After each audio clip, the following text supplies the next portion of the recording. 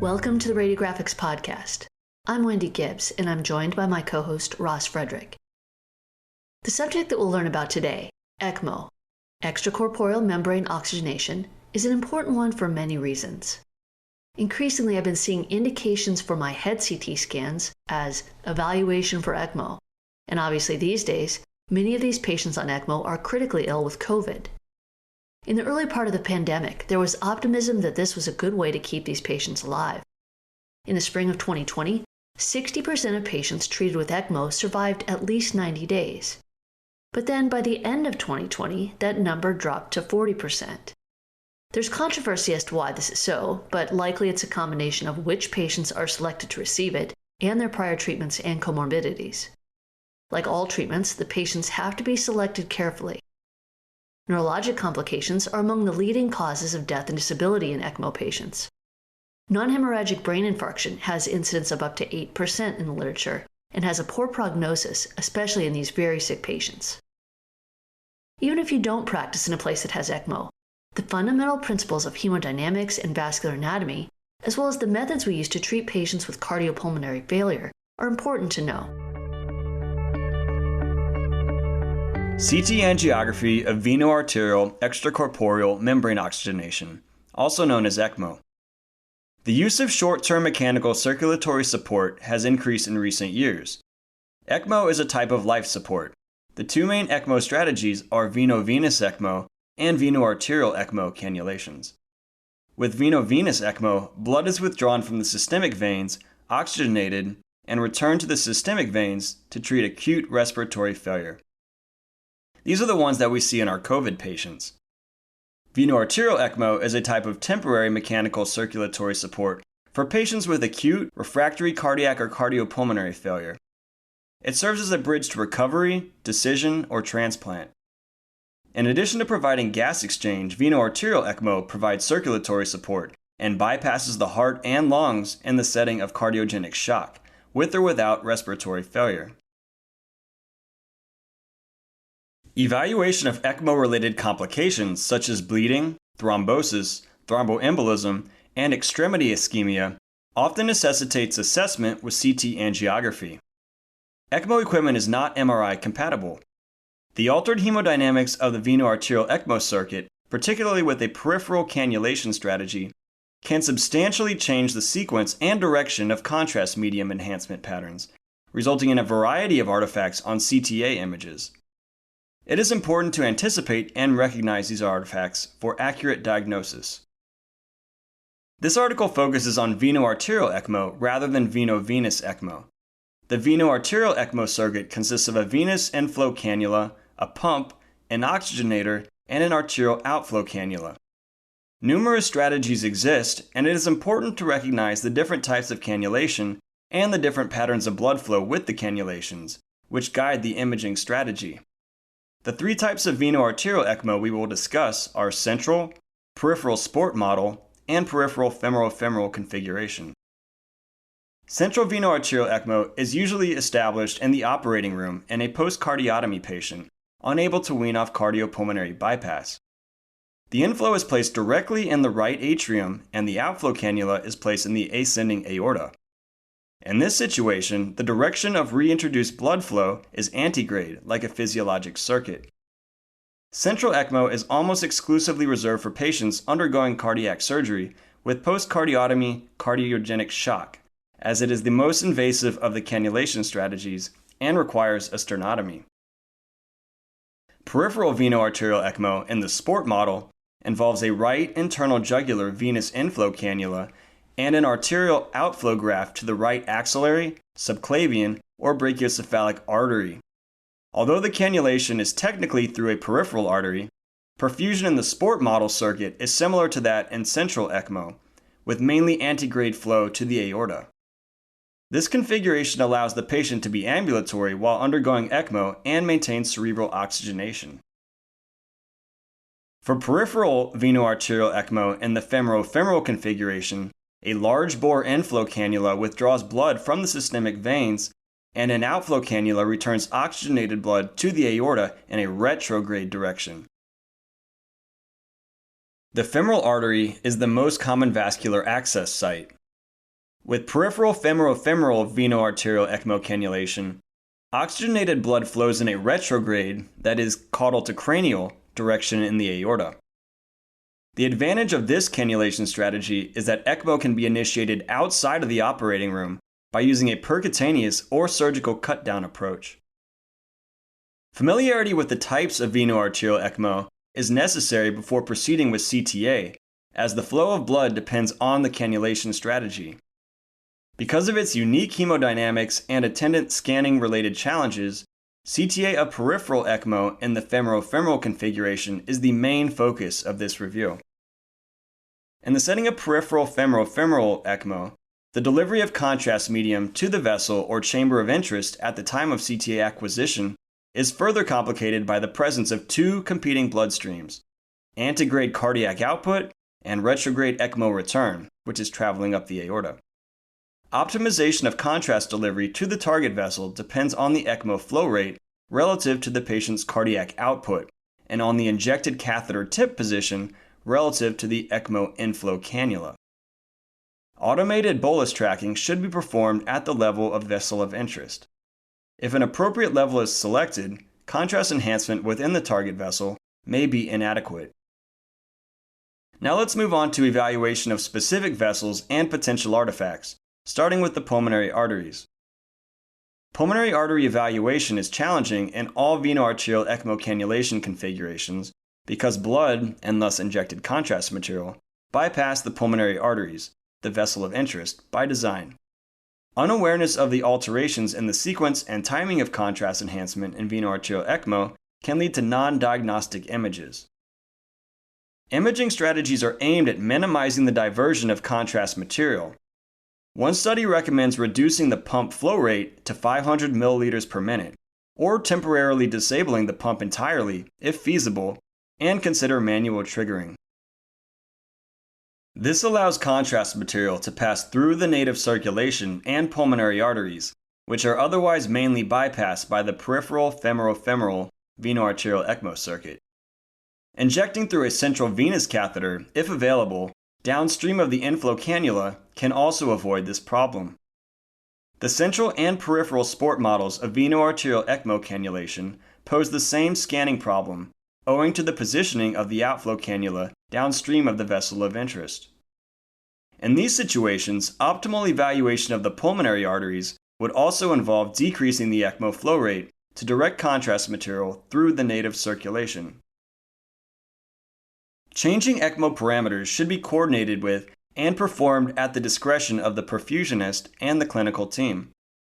Risks include clinical instability, oxygen desaturation, and thrombus formation. Thus, the ECMO flow rate should be titrated to balance the diagnostic quality of the CTA images with perfusion settings that can be tolerated by the patient. ECMO parameters should be returned to pre-imaging settings as soon as possible. Aortic evaluation with CTA is challenging as ECMO effects can obscure the region of interest because of insufficient vascular attenuation. Peripheral femoral cannulation effectively creates two bloodstreams, antegrade cardiac output and retrograde ECMO return. The point where the two bloodstreams meet is called the watershed area, which causes a flow-related artifact on first pass CTA images.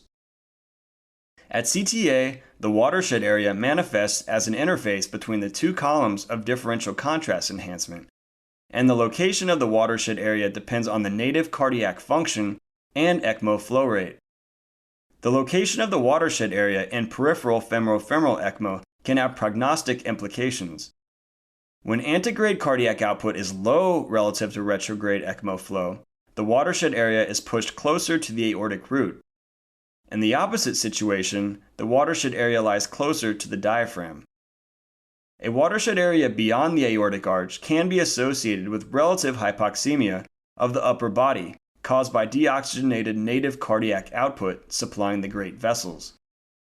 This phenomenon, known as Harlequin syndrome, is unique to peripheral veno-arterial ECMO in the femoral configuration and can manifest as neurologic dysfunction and worsening myocardial function.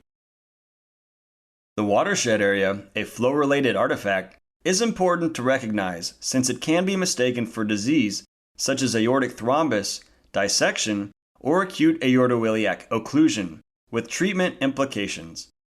In addition to simulating disease, the relatively less opacified bloodstream can potentially obscure true lesions. Peripheral femoral ECMO-related CTA imaging artifacts can be mistaken for pseudolesions such as thrombus, dissection, or vascular occlusion. The watershed area can also potentially obscure true disease.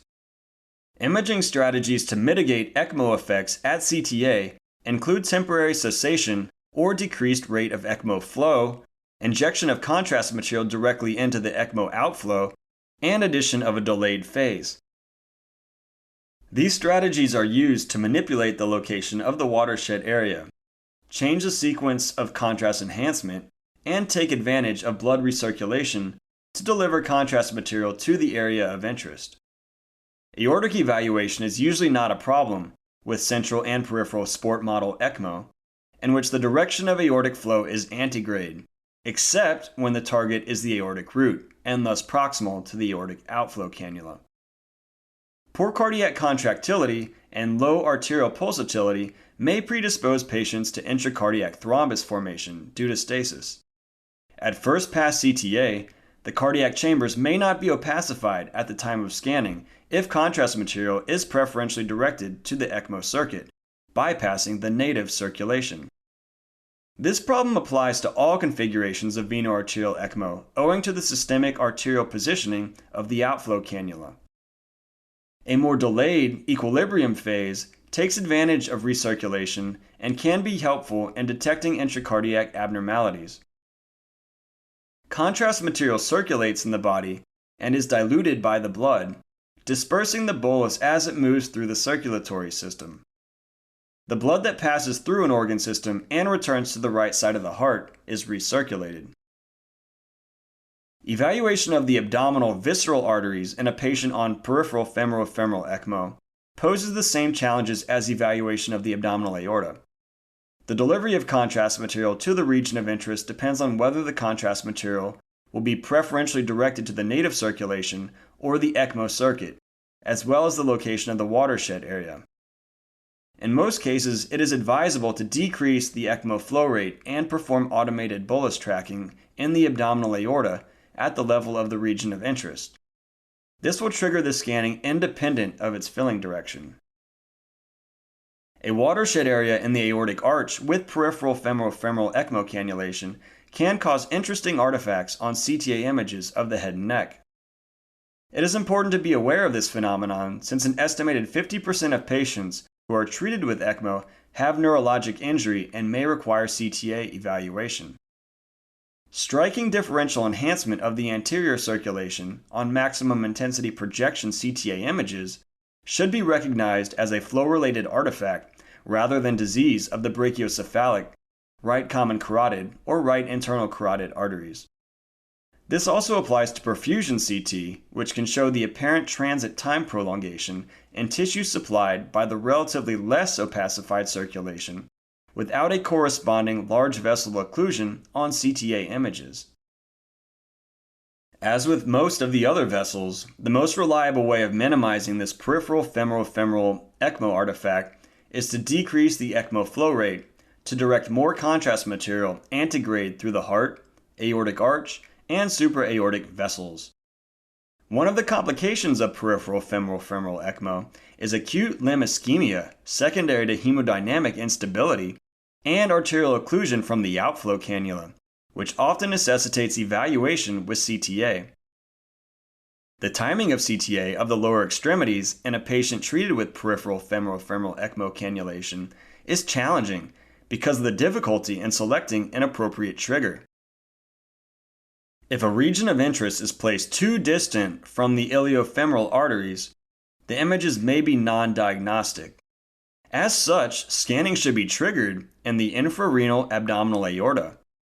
As with peripheral arterial disease, an immediate delay is helpful at CTA of the lower extremities for patients treated with veno-arterial ECMO. Pausing the ECMO circuit is not recommended, as the lower extremities will likely be supplied by ECMO, and the patient may not be able to tolerate this duration of decreased or stopped flow. Now we spent all this time talking about veno-arterial ECMO, but what about veno-venous ECMO? Apart from impaired pulmonary oxygenation, cardiovascular function in the setting of veno-venous ECMO is typically normal.